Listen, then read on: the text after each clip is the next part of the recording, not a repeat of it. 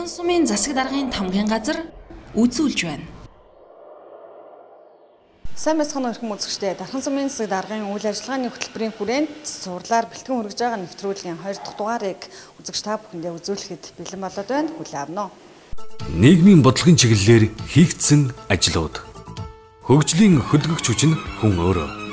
Тэгвэл нэн төрүн хүнийхэн эрүүл мэнд, боловсрол, амьдрах орчин, ажиллах байр гэд бүх асуудалд бодлого боловсруулагчид анхааран бодиттой үйл ажиллагааг явуулах нь зүйн хэрэг. Дархан сумын засаг даргын 2013-аас 2016 оны үйл ажиллагааны хөтөлбөр зорилтуудын эхэнд нийгмийн салбарын үйл ажиллагааны чанар хүртээмжийг нэмэгдүүлэхээр тусгагджээ. Үндсэн зорилтын хүрээнд энэ жил нийтийг хамарсан ажил болон төсөл хөтөлбөрийг дэмжих замаар нийгмийн эмзэг бүлгийн ажил хөтөлбөр эрхэлдэггүй 1053 иргэнийг төр ажлын байраар хангасан байна. Түүнчлэн 164 өрхийг 196.8 сая төгрөгийн амжиргааг дэмжих мөнгөн тусламж, амьдрах итгэл үнэмшил олгох 2 удаагийн сургалтанд тус хамрууллаа. 2013-аас 2014 онд амжиргааг дэмжих зөвлөлийн хуралдаанаар 2082 иргэний материалыг хүлээн авч 1649 иргэний хүсэлтийг шийдвэрлэсэн байна. Дархан сумын хэмжээнд 1-ээс 18 дугаар баг болон Дархан сумын тамгын газар дээр амжиргаа дэмжих зөвлөл ажиллаж байна. Тэгэхээр эдгээр амжиргаа дэмжих зөвлөлүүд нийт 133-ны бүрэлдэхүүнтэй ажиллаж байна. Тэгэхээр амжиргаа дэмжих зөвлөлийн бүрэлдэхүүнд бол төрийн байгууллагын төлөөлөл 2, иргэний төлөөлөл 2, мөн нарийн мэргэжлийн эмчийн зэрэг төлөөлөлтөд ажилладаг.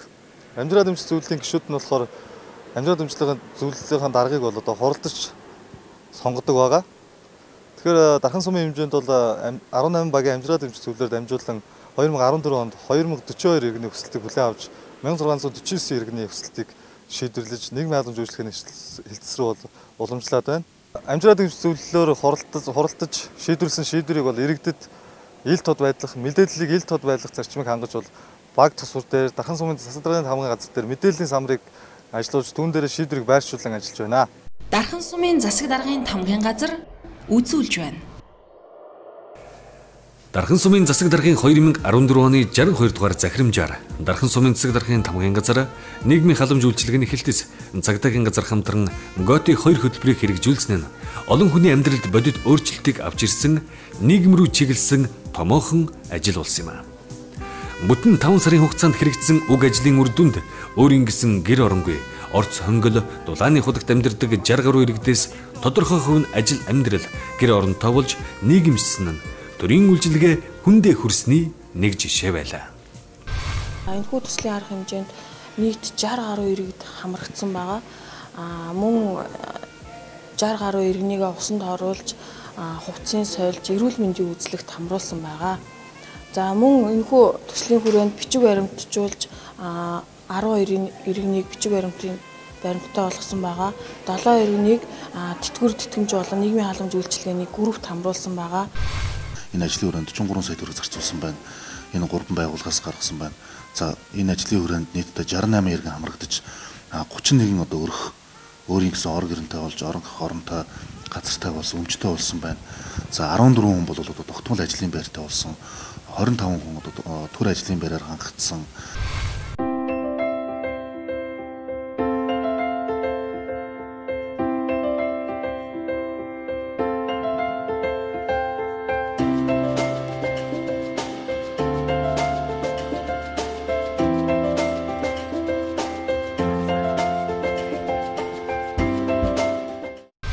Одоо энэ төсөл маань үргэлжлээд ГОТ 3 төсөл болж хэрэгжихээр төлөвлөн ажиллаж байна. Бид нар өшөө улам өргөжүүлж зөвхөн 3 байгууллага биш. Энэ дээр одоо нийгмийн чиглэлээр үйл ажиллагаа явуулдаг төрийн бус байгууллагуудыг, боловсрол соёлын газар нийгмийн бодлогын хэлтсүүдийг бас оруулах нь зүйтэй юм байна гэж саяны энэ өнгөрсөн хугацааны ажлаас харагдаж байна. 2014 оны 11-р сарын 18-наас ГОТ 3 төсөл хэрэгжиж эхэллээ. Энэ үйл ажиллагаанд гэр оронгүй, орц хонгол, дулааны худагт амьдардаг 150 гаруй иргэнийг хамруулан нийгэмшүүлэхээр төлөвлөжээ. Дархан сумын засаг даргын тамгын газар, нийгмийн халамжийн хэлтэс, цагдаагийн газар гэсэн 3 байгууллага өмнөх онуудын хөтөлбөрийг хэрэгжүүлж ирсэн бол харин энэ жил үйл ажиллагаагаа илүү агсан төвшөнд явуулахар болж эрүүл мэндийн газар, хөдөлмөрийн хэлтэс, боловсрол соёлын газар, улсын бүртгэлийн хэлтэс, шүүхийн шинжилгээний алба, хүүхэд гэр бүл хөгжлийн хэлтэс, газрын харилцаа барилга хот байгуулалтын газар, нийгмийн даатгалын хэлтэс зэрэг төрийн 11 байгууллага мөн төрийн бус байгууллагуудыг оролцуулж эхэлсэн юм. Манай нийгмийн ажилтнууд өнөөдөр энэ эдгээр цугласан иргэдээс кейс судалгааг аваад яг тухайн иргэн болгонлоо хандсан юм тусгаасан хөтөлбөрийг гаргаж бид бүхэн ажиллана. За энэ ажил маань бол эх оны 5 сарыг дуустал хугацаанд зохион байгуулж ажиллахад төлөвлөж байна. Дархан сумын засаг даргын тамгын газар үзүүлж байна.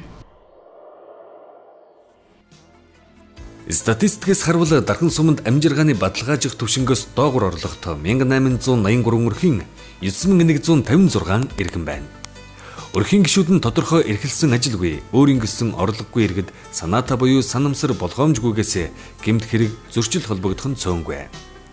Харин ийм тохиолдолд тэдний дийлэнх нь эдийн засгийн боломжгүйгээс болж өмгөөлүүлэх хэрэгэ эдэлж чаддгүй юм байна. Тэгвэл төлбөрийн чадваргүй яллагдагчид үн төлбөргүй өмгөөллийн болон эрх зүйн тусалцааг үзүүлэх хууль зүйн тусалцааны төв Дархан сумын 12 дугаагийн төвийн байранд 9-р сарын 17-ноос үйл ажиллагаагаа явуулж эхэлсэн нь олонний талархлыг хүлээгээд байна. Тэгэхээр ерөөсөө төрийн байгууллагын ганц зорилго бол иргэдэд үйлчлэх байгаа. Тэгэхээр бид нар энэ зорилгын үүднээс бол санаа сэтгэл нэгдэж энэ хамт олныг бас ажлын байраар хангаж байгаа. Хамгийн гол нь энд бол төлбөрийн чадваргүй амьдралын нөхцөл болцоос эмзэг бүлгийн ийм хүмүүс маань үйлчлүүлж хууль зүйн зөвлөгөө авч хуулийг үнэн мөнөөр нь зөв хэрэгэ шийдвэрлэх тал дээр хууль зүйн зөвлөгөө авах гэдэг нь бол бидний үйл ажиллагааны нэгдэл юм а гэж ойлгож байгаа.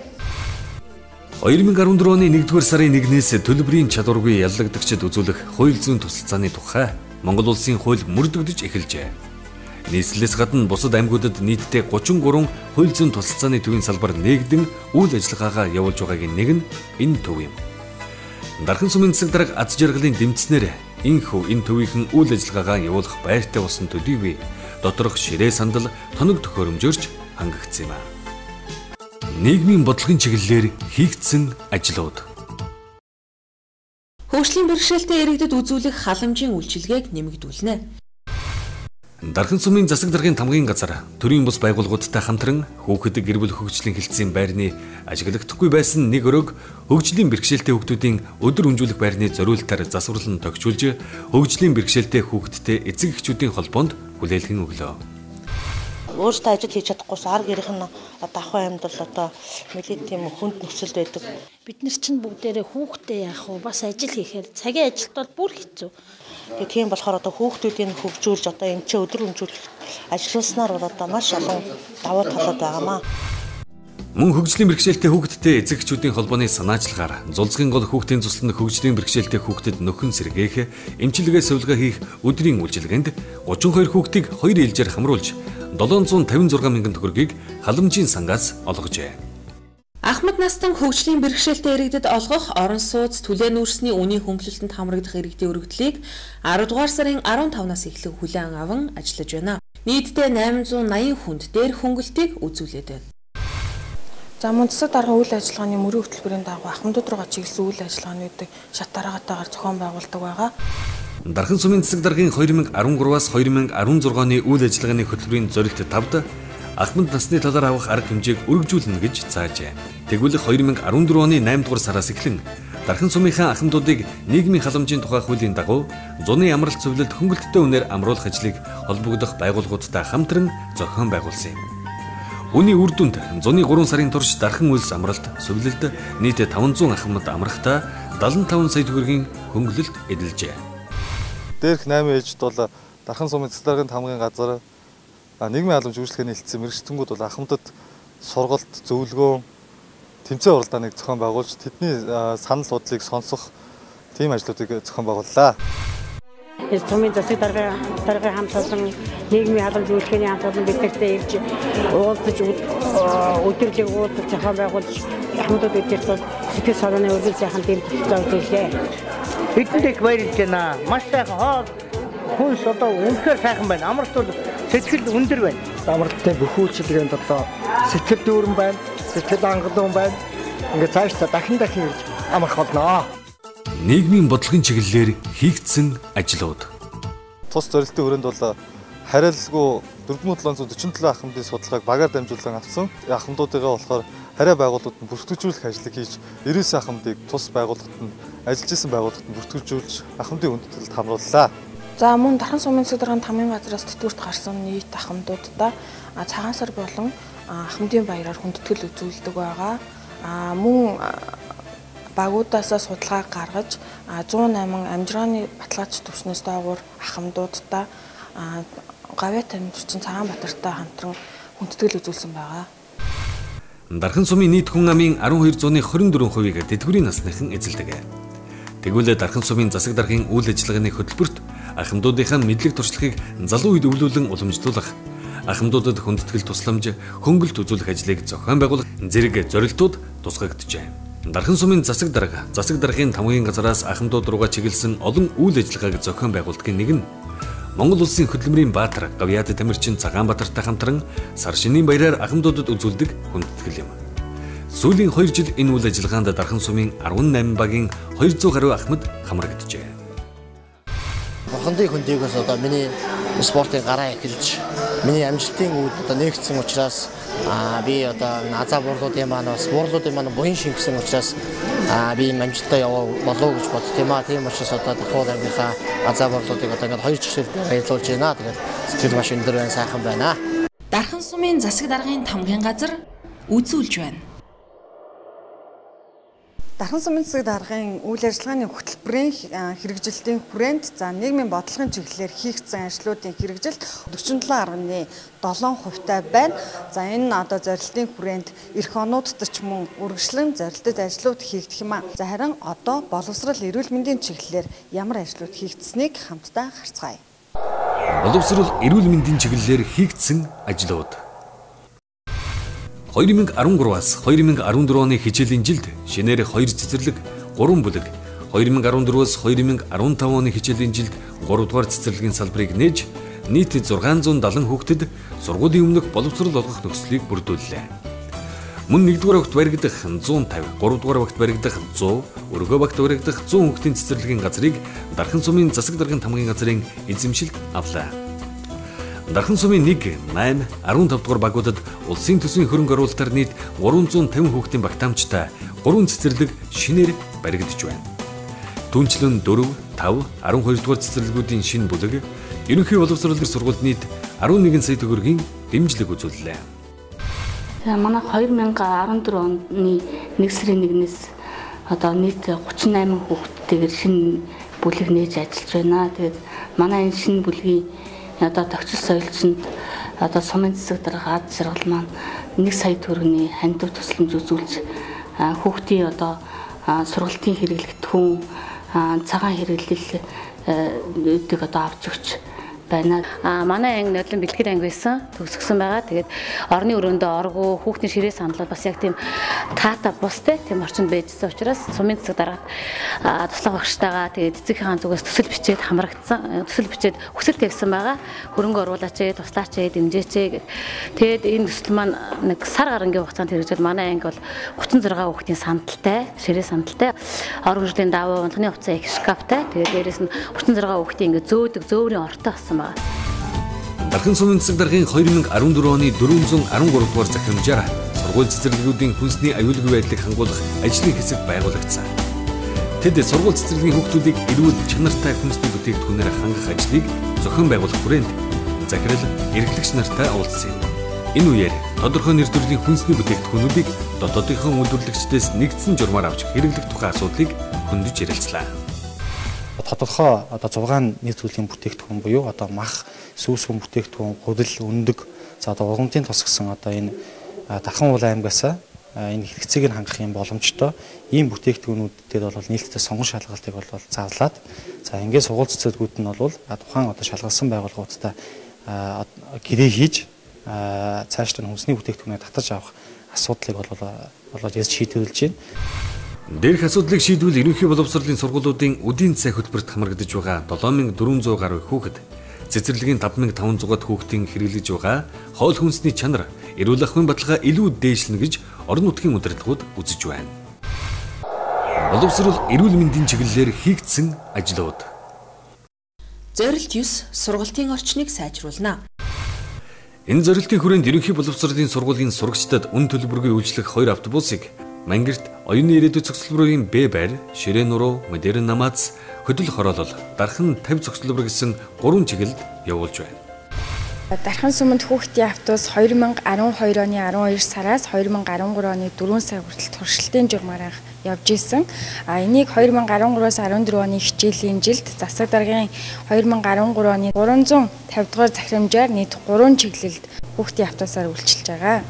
Тэгээд энэ хүүхдийн автобусд маань Дархан сумын ерөнхий боловсролын нийт 8 сургуулийн 660 гаруй хүүхэд давхарцсан цоогоор 2013-аас 14 оны хичээлийн жилд нийтдээ 84,003 хүүхэд үйлчлүүлсэн байна. Нийт 26 зогсоолд хүүхдийн автобус гэсэн тэмдэглэлийг байрлуулж өгсөн байгаа.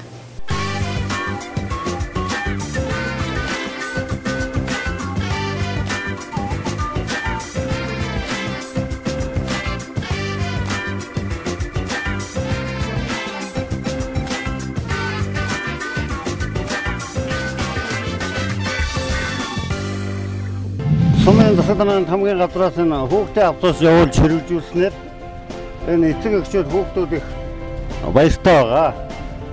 Тэгээ одоо маршрутынхаа дагуу ингээд хүүхдийн хичээл орох цаг, тарах цагаар хүүхдүүдэд зөөдөг. Хүүхдүүд бол их байна. Багтахгүй байна ерөөсөө. Автобустай алхаад уунал миний удахгүй юм. Тэгээд уул уунал би алхаж явдаг.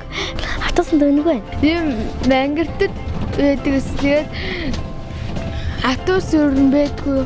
Тэгээд бид нөр алхаж явна. Тэгээд фасил таксидэж явдаг. Автобус явдаг болтноос бид нөр алхаж явахаа бэлдсэн. Түүнчлэн иргэдийн хүсэлтээр 15 дугаар багийн хавитатын 10 дугаар хэсгээс зөвхөн ерөнхий боловсролын сургуулийн сурагчдад үйлчлэх микроавтобусыг маршрут чиглэлийг нь батлан явуулж байснаар өвлийн хүүтэнд тентхийн 400 гаруй хүүхэд унаа хүлээн даарч зогсгүйгээр гэрийнхээ хажуухнаас сургуулийнхаа үүд хүртэл хүүхдийн микрогоор үйлчлүүлэх боломжтой болсон юм. Энэ үйлч мөн гэр хорооллын хүүхдүүдэд зориулан дээрх үйлчлэгийг үргэлжлүүлэхээр сум орон нутгийн удирдлагууд төлөвлөж байна. Батын хөлөг буцаад компанитай хамтраад 2014 оны засаг даргын 43 дугаар захирамжаар хавтатаас оюуны ирээдүйн цогцлборын Б байр мөн 9-р сургууль А цогцлборын гэсэн 3 чиглэлд хүүхдийн микроавтобусаар үйл ажиллагаа явуулж байсан. Тэгээ одоо бид нар 2014-өөс 15 оны хичээлийн жилд үргэлжлүүлээд 3 чиглэлдээ хүүхдийн автобусаар үйлчилж байгаа. Мөн орхон хонгор сумын хүүхдийн автобусыг бас нэг чиглэлд явуулахаар төлөвлөж ажиллаж байна. Боловсрол эрүүл мэндийн чиглэлээр хийгдсэн ажлууд. Дархан сумын засаг даргын онд хотын соёл ногоон ирээдүйн уриалгыг санаачлан өрнүүлж байгаа юм. Түүний уриалгыг 4-р сургуулийн хамт олон дэмжин хоггүй орчныг сургуульд бүрдүүлэх аяныг эхлүүлсэн байна. Багш сурагчдын эко үйлсийг дэмжин Дархан сумын засаг даргын тамгын газраас 2 сая гаруй төгрөгийн урдаг бүхий 36 ширхэг хогийн савыг өгчээ. За энэ хичээлийн жилд манай сургууль эрүүл харилцаатай хоггүй сургууль болох зорилго тавин ажиллаж байгаа. Ажлын маань дэмжиж Дархан сумын засаг дарга аз жаргал дарга бол дэмжиж одоо манай сургуульд 36 ширхэг хогийн савыг бол хүлээлгэж өгсөнд бол баяр талархаж байна. Дархан сумын засаг даргын тамгын газар үзүүлж байна. Дархан сумын засаг даргын тамгын газар төвшин холбоо өрхийн эрүүл мэндийн төвтэй хамтран амжиргааны төвшин доогуур өрхийн 6 сараас 5 нас хүртэлх насны 60 хүүхдийг зуны сувилалд хамруулж соёлын үйл ажиллагаанд 900 мянган төгрөг зарцууллаа. Соёл спорт аялал жуулчлалын газрын дэргэдэх чөлөөт бүхийн секц өдөр бүр 3 ээлжээр хичээлдэг юм. Нэг ээлжиндээ 30 гаруй нийт 90 гаруй тамирчид энд бэлтгэл сургуультай базааж байна. Чөлөөт бүхийн спортыг илүү хөгжүүлэн хүүхэд залуусын авиас чадварыг нээхэд орон нутгийн удирдлагууд анхааран модид тусламжийг үзүүлснээр зааланд аймаг сумын орон нутгийн хөгжлийн сангийн 4 сая гаруй төгрөгөөр бүрэн засвар хийгджээ.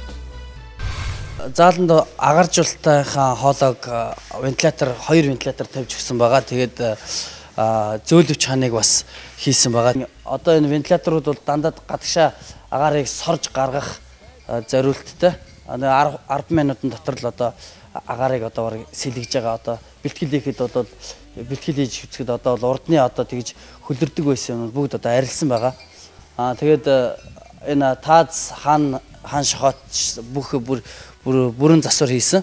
тэгээд тоног төхөөрөмжүүдийг сэлгэж янзсан. Ер нь төрийн байгууллага орон нутгийн зүгээс бол энэ спортоор хичээлж байгаа хүүхд багчуудынхаа энэ хичээлэх орчныг сайжруулж бүрдүүлж өгөх нь хамгийн чухал юм байна. Тэгээд энэ зорилгоор бид нар энэ чөлөөтгөх спортоор хичээлж байгаа хүүхд багчуудынхаа танхимыг засварлах ажлыг эхлүүлсэн. Тэгээд анхны олон хүүхд багчууд маань энэ танхимд хичээлж ирээдүйн амжилтын гараагаа эндээс эхлүүлээсэй гэж бид нар хүсэж байна. Дархан сумын засаг даргын нөөцөөс 2013-аас 14 онд гадаад дотоодын тэмцээн уралдаанд орон нутгаа төлөөлөн оролцсон урлаг спортын баг тамирчдыг дэмжин 4.2 сая төгрөгийн тусалцааг үзүүллээ. Дархан улс аймгийн засаг даргын дэвшүүлсэн авьяас ном хөтөлбөрийн хүрээнд сумдад олон ажил хийгдэж байгаагийн нэг нь энэ юм. Тамирчин хүний амжилтын үндэс өөрсдийн хүч хөдөлмөр, багш тасгалжуулагчдын мэдлэг чадвараас хамаарахаас гадна бэлтгэл сургуультай базаах орчин нөхцөлтэйч бас салшгүй холбоотой. Би болохоор өсвөрийн улсын аварга, Азийн аваргын мөнгөн медальтай дэлхийн аваргаас хүрэл авсан. Чөлөөт бүхий спортоор одоо 6 дахь жилдээ хичээлж байна. Урд нь бэлтгэл сургалт хийж явах жоохон хандаа тулж хөл гараа тулгах, хөлс их гардаг болохоор дивжин дээрээ халтраад тэгээд шагаа өвдөг эднэрийг хугалж битээдэг байсан маань зэгснийхаа. Одоо энэ ханны зөөлөвчтэй болж дээр агаажуулагчтай болсноор тийм битлүүд гайг болж гайг болсон. Би энэ спортоор чөлөө төхөр хичээлээ 3 жил болж байна. Олон улсын тэмцээнээс алт мөнгө хүрэл медаль авсан. Бид нэр хөлс их гардаг. Тэгээд энэ ханаа засаад нүг бодгыг эргээд унцдаг. Тийм байсан. Одоо энэ бүх асуудал шийдэгдснээр бид нар цаашдаа бэлтгэлээ улам илүү сайн хийх болно. Монгол улсын гавьяа тамирчин жудо бүхийн дэлхийн аварга Цагаанбаатар, чөлөөт бүхийн дэлхийн аварга Наранбаатар, дэлхийн аваргын хүрэл медальт насан буянгээд төв дэлхийд нэр алдраа дурсгасан олон тамирчдын анхны гараа энэ дивжинээс эхэлсэн түүхтэй. Тэдний залгамж халаа болсон ирээдүйн хойч үеийн их аваргууд энд бэлтгэгдэж байна. Харин тэднийг аймаг орон нутгийн удирдлагууд инхүү дэмж сайр байгаа юм. Үзэгчдээ бүхэндээ Дархан сумын засаг даргын 2013-аас 2016 оны үйл ажиллагааны хөтөлбөр зорилтын хүрээнд нийгмийн бодлого, боловсрол, соёл, эрүүл мэндийн чиглэлээр хийгдсэн ажлуудаас үзүүлэлээ. Өмнөх дугаараараа бид орон нутгийн хөгжлийн сангийн хөрөнгөөр хийгдсэн ажлуудаас мөн үзүүлсэн байгаа. Тэгвэл ирэх 3 дахь цуврал нэвтрүүлгээрээ дэд бүтэц, байгаль эколог, хөдөө аж ахуйн чиглэлээр хийгдсэн ажлуудаас бэлтгэн хүргэх болно. Анхаарлаа хандуулан бидэнтэй хамт исэн эрхэм үзэгч та бүхэндээ баярлалаа. Ирээдүйн жишг хотдоо илүү ихийг хийж бүтээцгээе.